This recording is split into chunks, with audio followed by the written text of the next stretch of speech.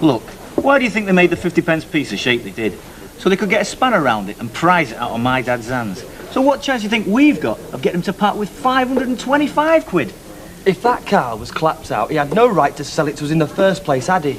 We bought a motor car, a means of transport, which that isn't. One trip and that's it, kaput. So you think I've been through all that? And? Well, he says it was a runner when we bought it and nobody forced us to take it off his hands. Do you realise that heap must have cost us the best part of 100 quid a mile? It'd be cheaper to run the QE2. Ah, but you can't get the QE2 up back Viaduct Street, can you? This is not a time for jokes, Terry.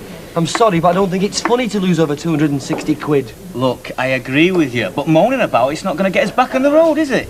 Back on the road? If you think I'm putting another penny in that car, you must be joking.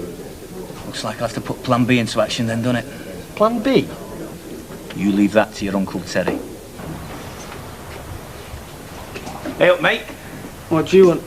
Oh, I always like to see a fella getting his hands dirty. You know, if I was you, I'd go somewhere else. The boss is about, he's not in the best of moods. Not think he'd appreciate tourists. Listen, you know a bit about motor cars, don't you? Yeah, you've come here especially to tell me that, have you? Shut up and listen a minute, will you? How much do you reckon it'd cost to get that heap of ours back on the road again? You're joking. Do I look as if I'm joking? What? Parts? Labour? Might be cheaper to put a different engine in. Yeah, but supposing you was to do it for yourself?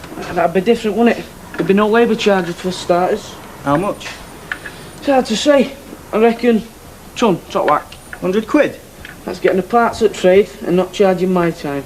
But I'm not doing it for myself, am I? You play your cards right, mate, and you could be. Right, Bri? Hang on a minute. What are you on about?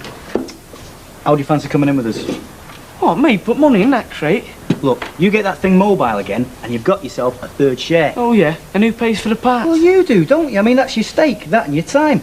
Not that that'll be any skin off your nose, because you can do it here, can't you? Oh, can he? Well, for your information, mate, I'm the one who pays the bills around here.